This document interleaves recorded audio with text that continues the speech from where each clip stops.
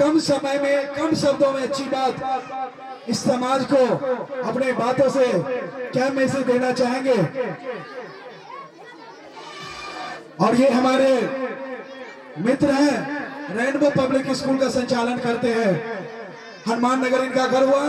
मैं जिस देश से हूँ, मैं जिस बंजर भूमि को जोत कोड़ कर उसमें फसल उगाने का काम करता हूँ, वही हमारे मित्र काम करने का ये भी वही काम करते हैं। तो मैं चाहूंगा कम समय में अपने शब्दों से इस समाज को कुछ देने का प्रयास करेंगे।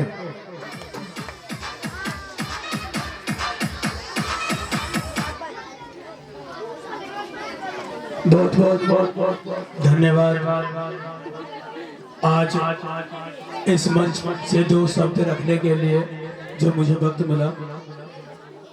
सबसे पहले मैं मिथिला पब्लिक स्कूल के डायरेक्टर सुनील कुमार मंडल जी, साथ में हमारे मंच पे उपस्थित चीफ गेस्ट के रूप में दिलीप कुमार मंडल जी, साथ ही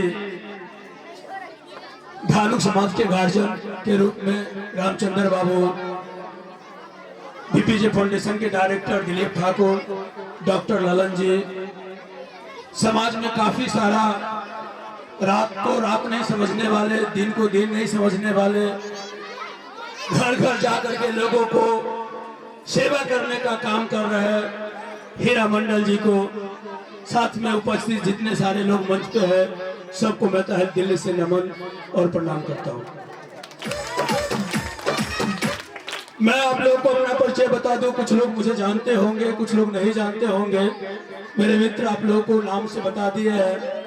मेरा नाम साधु शरण मंडल है, घर आप ही के बगल में हनुमान नगर पड़ता है, और वहां मैं रेनबो पब्लिक स्कूल के नाम से एक स्कूल चलाता हूं। इसी तरीके से प्राइवेट स्कूल है, वहां भी इसी तरीके से बंजर सी भूमि और उसको जोत कर करके वहां पे मैं चला रहा हूं, बच्चे शिक्षित हो रहे हैं। और साथ ही मैं बिहार पब्लिक स्कूल एसोसिएशन के जिला प्रवक्ता के भी पद पे हूं, जिसका उपार्जन के लिए ये 2-3 काम चल रहा है। स्कूल चलाना, एक गारमेंट्स भी चला रहा हूँ, एक मैन्युफैक्चरिंग जो शर्ट में पहना हूँ अपने फैक्ट्री का है, और साथ में समाज सेवा के लिए एक मैं फाउंडेशन भी चला रहा हूँ, बीपीजी फाउंडेशन, जिसके हमारे 2 मित्र डायरेक्टर हैं, दिलीप जी और ललन जी। ये समाज सेवा के लिए यहाँ भी अपना कुछ टाइम देता हूँ। जो भी टाइम होता है मेरे पास, सबको मैं सही सही जगह प्रयोग अपने हिसाब से कर रहा हूँ। अब मैं आप लोगों को कुछ बताने जा रहा हूँ बिहार पब्लिक स्कूल एसोसिएशन जिला प्रवक्ता के तौर पर, कि आप लोगों को अपने बच्चे को नामांकन कहाँ करवाना चाहिए। क्या मिथिला पब्लिक स्कूल परफेक्ट है आपके लिए या नहीं है? क्योंकि आज का जो दौर बन चुका है, स्कूल की जो हालात हो गई है, गवर्नमेंट का जो नियम आ गया है, और बिजनेसमैन की जो पॉलिसी आ गई है, ये सब कुछ अलग अलग हो चुका है। आप लोग गौर से इस बातों को सुनिएगा, कुछ नॉलेज है उसको लेके जाइएगा, आपके काम में आएगा। अभी क्या है कि बहुत सारे स्कूल ऐसे हैं जिसके पास एफिलिएशन नहीं है, बच्चे को बुला रहा है, बच्चे को एडमिशन ले लिया है, पढ़ा रहा है, बात जब सर्टिफिकेट की आती है तो उसको ऑन टाइम नहीं मिल पाता है, उस बच्चे का फ्यूचर बर्बाद हो जाता है। वो इस स्कूल के पास है, सामने यूडस दिख रहा है, ये स्कूल ऑलरेडी रजिस्टर्ड हो चुका है। आप किसी भी स्कूल में अपने बच्चे को दीजिए, इसी स्कूल में नहीं, किसी भी स्कूल में दीजिए, तो उस स्कूल में रजिस्ट्रेशन होना जरूरी है, स्कूल का रजिस्ट्रेशन। क्योंकि वो एक समय था जब ऑफलाइन स्कूल चलती थी, ऑफलाइन रजिस्टर पे चलती थी, टाइम का कोई इंपोर्टेंस ही नहीं होता था, प्रिंसिपल साहब के पास ये अधिकार होता था, कभी भी घस दिया करता था। बच्चे प्राइवेट स्कूल में पढ़ रहे हैं और सर्टिफिकेट सरकारी स्कूल से ले रहे हैं। लेकिन आज की जो हालात है, हमारी गवर्नमेंट इस बात को समझ चुकी है कि हमसे शिक्षा व्यवस्था नहीं संभलने वाली है। भले वो गवर्नमेंट, हमारे एक मित्र यहाँ गवर्नमेंट टीचर, संगीत के टीचर है, बैठे हुए हैं, वो देखते होंगे स्कूल की हालात, आप लोगों से भी छुपे हुए नहीं है। भले ही जितना सारा पैसा गवर्नमेंट सरकारी स्कूल में फेंक दे, ये इम्पॉसिबल नहीं है, लेकिन मुमकिन भी इतनी आसानी से नहीं हो सकती है कि गवर्नमेंट एजुकेशन सिस्टम को कंट्रोल कर लेगी और बच्चे को सही शिक्षा दे देगी। मैं ओपन चैलेंज नहीं कर रहा, लेकिन इतना इम्पॉसिबल वर्ड है आज के डेट में, चूंकि सारी व्यवस्थाएं अलग हो चुकी है। कुछ सर वहां पे जो बैठे हुए हैं वो इसलिए बैठे हुए हैं कि मेरा पॉकेट कितना भरेगा। वहां भी देखते हैं साधारण फॉर्म भरने के लिए पैसे की जरूरत पड़ती है।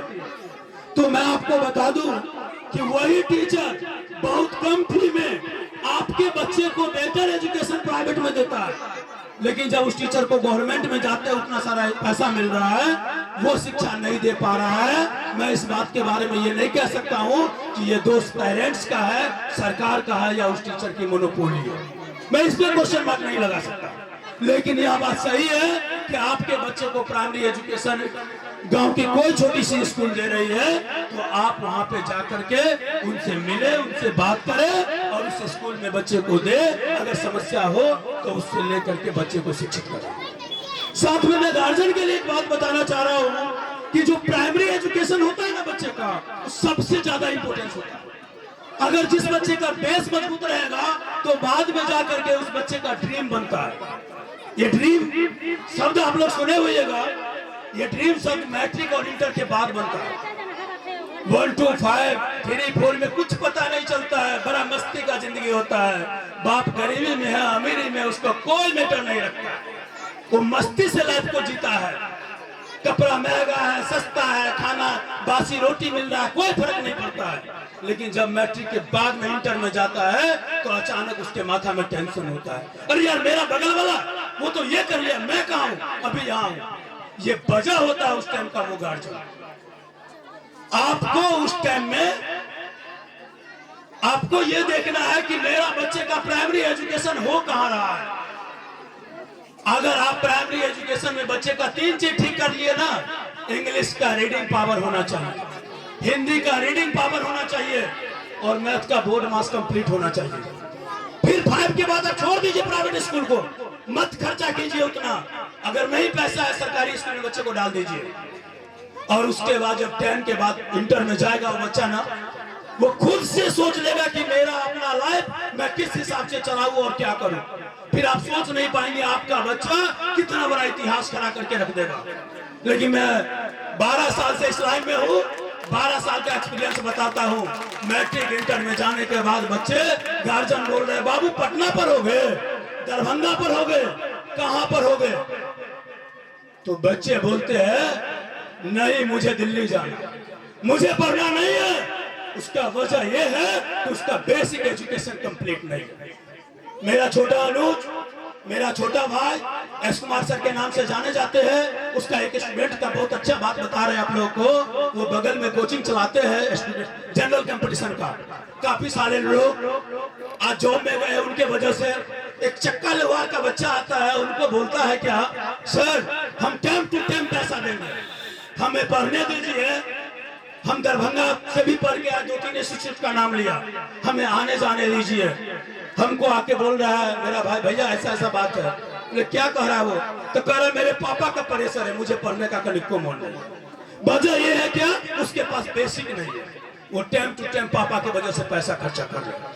तो मैं हर गार्जियन से ये बात कहना चाह रहा हूँ कि आपके पास पैसा कितना है नहीं है कोई मायने नहीं रखता है। आप अपने बच्चे का जाकर के टीचर से मिल करके डाटा लीजिए, क्या सही में वो पढ़ रहा है कि पढ़ने के नाम पे आपको गुमराह कर रहा है।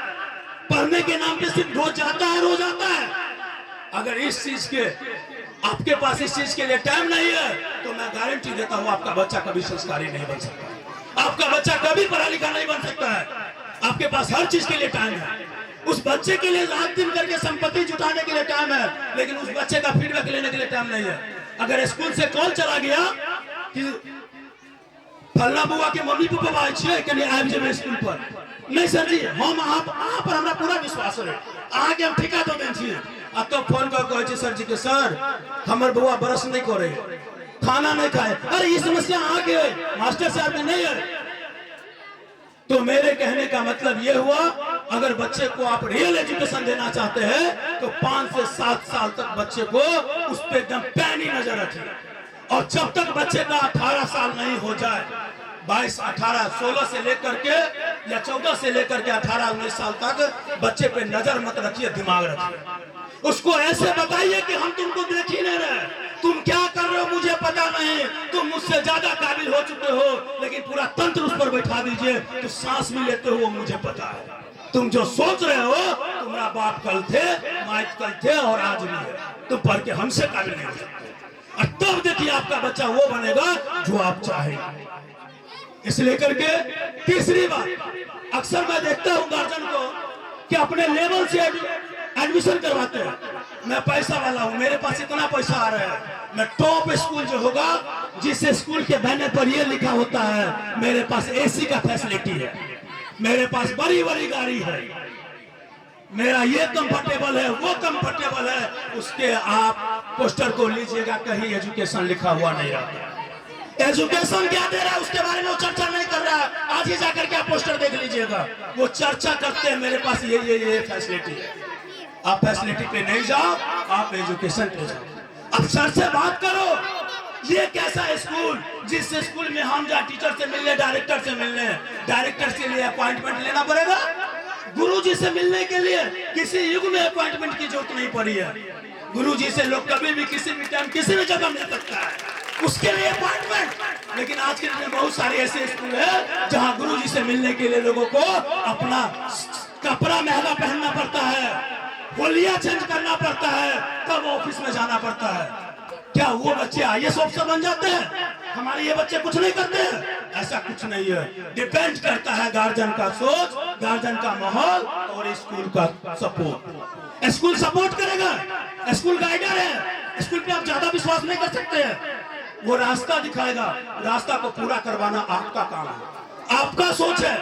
अगर इस तरीके का सोच रहेगा, इस तरीके का सपना रहेगा, तो मैं गारंटी देता हूं आपके बच्चे वही बनेंगे जो आप चाहेंगे।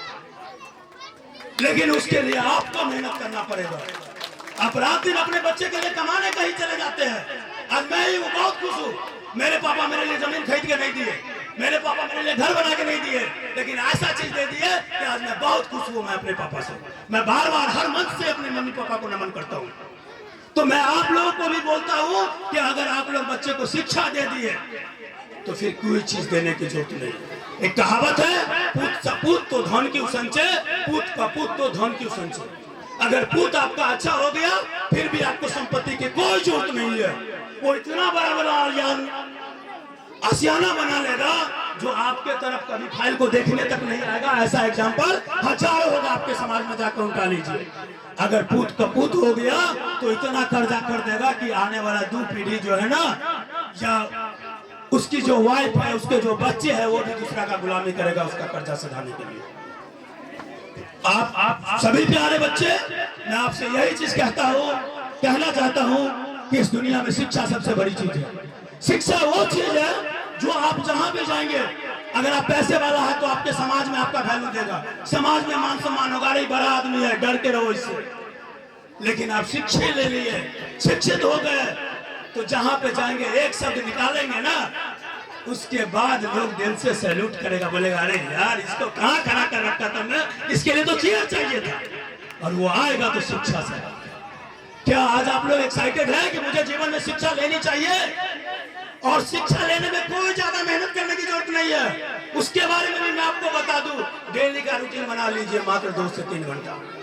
चूंकि आप लोग को पता है, कोई बताएंगे दुनिया का सबसे बड़ा नदी कौन सा है? कौन बता सकते हैं दुनिया का सबसे बड़ा नदी? किसी से? चलिए मैं बता देता हूँ, अमेज़न का नाम आप लोग सुने होइएगा। दुनिया का सबसे बड़ा नदी कौन सा है? अमेज़न। और उसकी राज क्या पता आप लोग को? उसकी जब नाम नहीं पता था तो राज कैसे पता चलेगा? मैं आज आप लोग को बताता हूँ। हिमालय से जब से उस नदी का निर्माण हुआ है, 8 सेकंड के अंतराल पर एक बूंद पानी टप फिर टप फिर टप। अंतराल कितना है? 8 सेकंड का। और जब से वो नदी का निर्माण हुआ आज तक 8 सेकंड के बाद एक बूंद ठिकाने गिरता है। और वो एक बूंद की पानी की लगातार आज दुनिया का सबसे बड़ा नदी बना चुका है, सबसे बड़ा नदी बना चुका है। ये चीज ये दिखाता है कि कंसल्टेंसी, अगर आप रेगुलर कोई काम को करते हैं तो आपको क्या कर सकता है।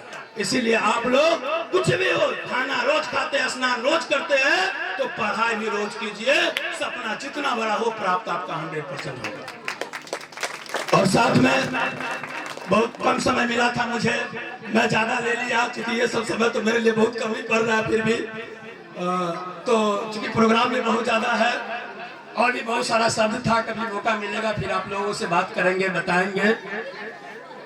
तो मैं लास्ट में एक चीज कहना चाहता हूँ, ना तो कभी नसीब के बल पे बैठिए, ना ही कभी अपने बाप के औकात पे चलिए, और न ही कभी माँ बाप की मजबूरी का टेंशन लीजिए कि मेरे माँ बाप मजबूर है, मैं क्या कर सकता हूँ। अरे मेरे पापा के पास इतना है, मुझे कमाने का जरूरत नहीं पड़ेगा। दोनों बात आ गया ना। आप अपना आशियाना खुद बनाइए, लोग आपके पीछे आएंगे, आपको सपोर्ट करेंगे, आपके लिए ताली लगाएंगे। दूसरे को बात है। और लास्ट एक शब्द, अगर आज आपने मेहनत नहीं किया तो कल मजदूर बन जाएंगे। आज आपने मेहनत नहीं किया तो कल मजदूर बन जाएंगे, और जो मजदूर होते हैं उसके जिंदगी से मौज खत्म हो जाती है, उसके जिंदगी से। तो क्या आप लोग मौज करना चाहेंगे कि नहीं करना चाहेंगे? नहीं जवाब आ रहा, नहीं करना चाहते मौज। अरे विलासिता वाला जिंदगी नहीं चाहिए आप लोगों को। अरे अगर चाहिए तो माँ बाप अभी सैलरी दे रहा, बैठा के खिला रहा है, पिला रहा है, ठीक से पढ़िएगा तो थाली भी लाके धोके दे देगी खाना, ठीक। तो अभी मेहनत कर लीजिए, कल मजदूरी नहीं करना पड़ेगा। इतना बात कह करके मैं अपने बातों को समाप्त करता हूँ। जय हिंद, जय भारत, जय मिथिला पब्लिक स्कूल। बहुत बहुत धन्यवाद हमारे मित्र साधु शरण मंडल। मैं बताया था ना, मैं जिस प्रोफेशन से हूँ, जिस पेशे से हूँ, उसी पेशे से हमारे भाई साहब है। और लगातार दिन रात इकट्ठा करने के बाद ये जो इनके अंदर कैपेसिटी, एबिलिटी, क्वालिटी, क्वांटिटी जो आया है, आप लोगों के बीच में रह करके, और एकमात्र वो शिक्षा का हथियार को आगे करके, जिसकी वजह से आज किसी भी मंच पर दहाड़ने का काम करते हैं। मैं अपने साधु शरण भाई साहब को दिल से धन्यवाद करता हूं, और मैं चाहूंगा रामचंद्र मास्टर साहब से कि हमारे साधु शरण मित्र जो है उनको सम्मान करने का काम करेंगे। एक बार जोरदार ताली आप लोग बजाएं।